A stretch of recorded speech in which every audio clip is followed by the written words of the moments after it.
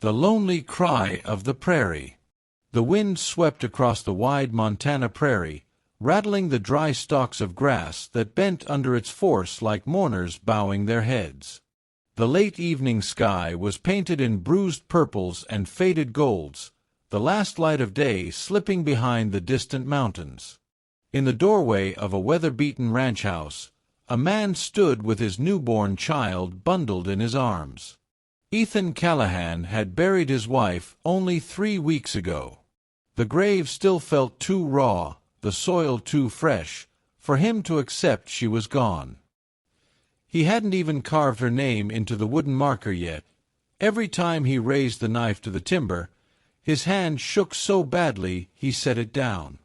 Now all he had was the sound of his baby's small cries echoing in the hollow house behind him. The boy, Noah, squirmed in his swaddling, face red, fists tiny but fierce. Ethan rocked him awkwardly, trying to hush the little lungs that demanded a mother who would never come.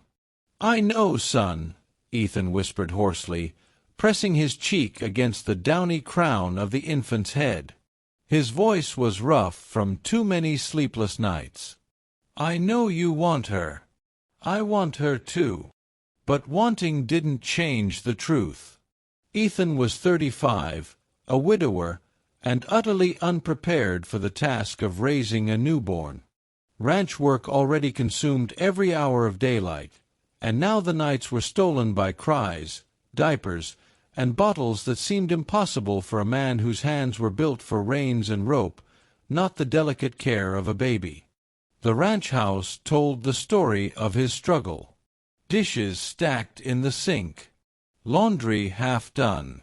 A cradle shoved near the hearth, with blankets askew. The once warm home, once bright with the laughter of his wife Clara, had fallen silent except for the thin, heartbreaking wails of their son. By the 3rd week, neighbors had begun to notice. The Callahans had always been proud folk, private and hard-working. But when Ethan showed up to town with dark circles under his eyes and his shirt stained with spit-up, whispers followed him. That was when Martha Keating, the town's most notorious matchmaker, decided to pay him a visit. The sound of wagon wheels crunching over the dry dirt road drew Ethan's weary gaze as he paced the porch. He narrowed his eyes against the sunset. A sturdy sorrel mare trotted up, pulling a small buggy draped with bright fabric. Sitting tall on the driver's seat was a woman in her 50s, her bonnet ribbons snapping in the wind. Martha Keating had a way of making her presence known. She was plump, brisk, and carried the energy of a thunderstorm rolling across the plains. And she always had an agenda. "Evenin', Ethan Callahan," she called as she pulled the buggy to a stop in front of the porch. Ethan groaned inwardly. The last thing he needed was company, especially hers. He shifted Noah in his arms, trying to make the baby look less like a bundle of chaos and more like something he had under control.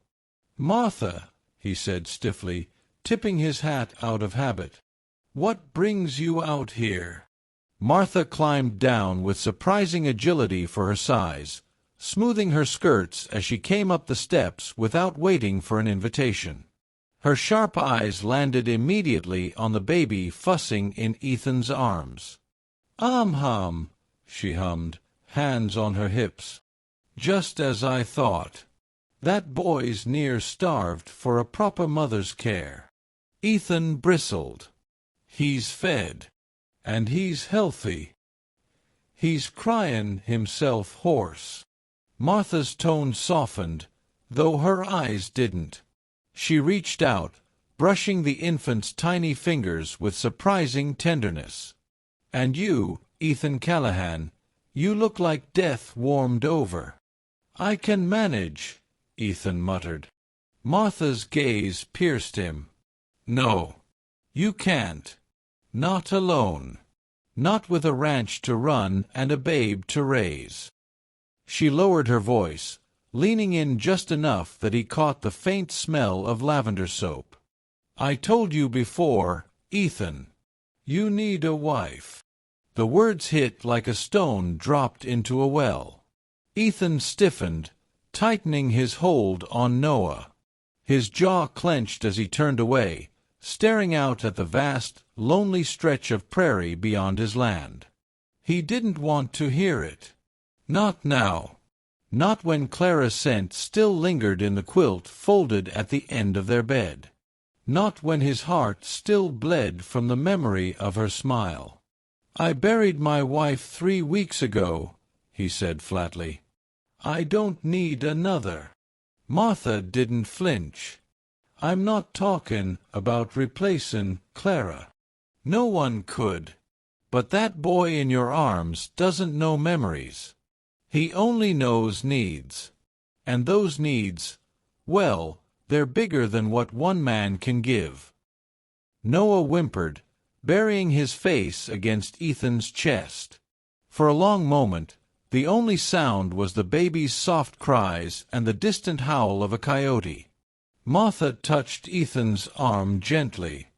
I know it feels too soon, but love doesn't wait for the right time. And neither does life.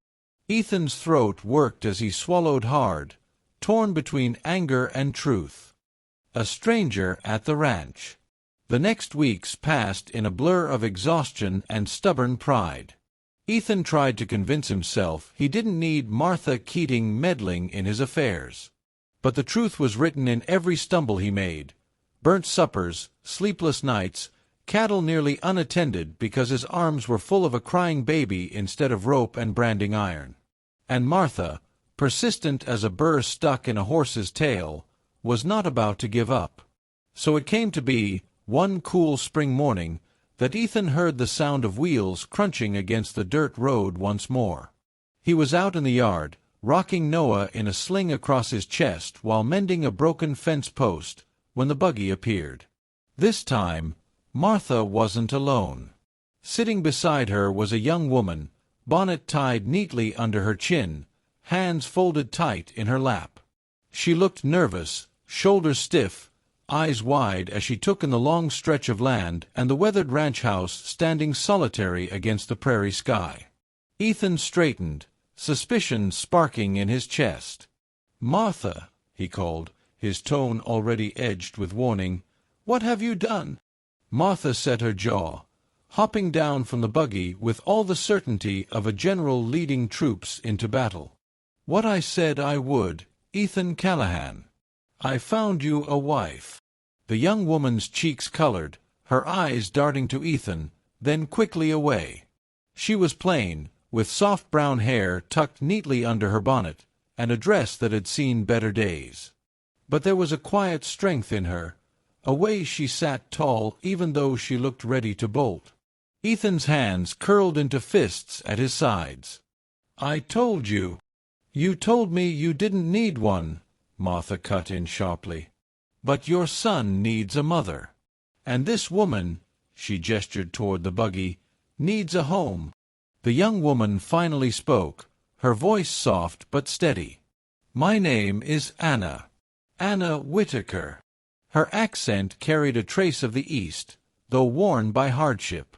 She was a widow, too, Ethan realized as Martha began explaining in her quick, no-nonsense way. Her husband had died of fever the winter before, leaving her with nothing but debts and the kindness of neighbors who couldn't keep helping forever. "I thought it made sense," Martha said, folding her arms across her ample chest. "A man with land and a child, a woman with no roof over her head. Put the two together and maybe, just maybe, God answers both prayers." Ethan's chest tightened. He wanted to protest, to send them both away. But Noah shifted against him with a soft whimper, and the sound tore through him like always. He looked down at his son, red-faced, fussy, innocent, and then back at the woman who stood uncertainly by the buggy. Anna wasn't looking at him. Her eyes were fixed on the baby, her expression softening, almost breaking open with tenderness. She took a small step forward without realizing it, as though drawn. "May I?" she asked quietly, lifting her hands just a little toward Noah. Ethan hesitated. Every protective instinct in him screamed to keep hold of his child. But exhaustion and something deeper, a yearning he wouldn't admit, loosened his grip. Slowly, carefully, he shifted Noah into her arms. The change was immediate. Noah stopped fussing, nuzzling into the curve of Anna's shoulder as if he had been waiting for her all along. The little sigh he gave as he settled nearly broke Ethan in two. Anna's lips trembled as she cradled the baby, swaying instinctively. "He's beautiful," she whispered. Ethan's throat felt tight. He tore his gaze away, turning sharply toward Martha. "You had no right." "I had every right," Martha retorted. "Someone had to save you from drownin', Ethan Callahan. And if pride's the only thing keepin' you from seein' it, then I'll stand here and shout until you do." Anna flinched at their sharp words, clutching Noah protectively. "I don't want to be a burden," she said quickly, her voice trembling. "If this isn't what you want." Ethan opened his mouth to refuse outright, but the sight of his son nestled peacefully in her arms struck him silent.